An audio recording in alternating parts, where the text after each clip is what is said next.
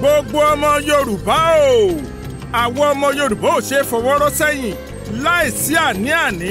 aṣíwájú ni wá nínú àwọn ẹ̀yà àkókò wa tó fún wa láti gbóríyìn fún àwọn tẹ́dùmàrè fún lẹ́bùn tó tayọ jù àkókò tó láti gbọ́lá fẹ́ni tọ́lá yẹ àkọ́kọ́ irú rẹ̀ rèé èyí tó kún jù ẹ̀yẹ tó yẹ ní gbígbàgbọ́ jù ní eré ìdárayá Yorùbá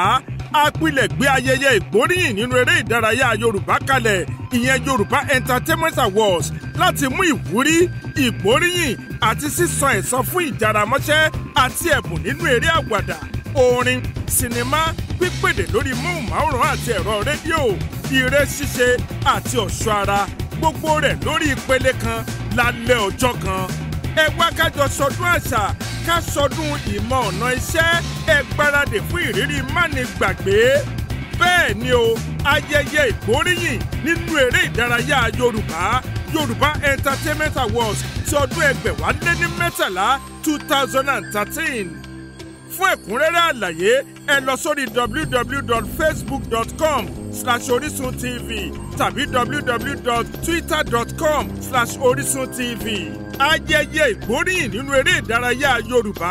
Yoruba Entertainment Awards ọdún 2013 iléeṣẹ́ móhùnmáwòrán Orísun ló rò lágbára.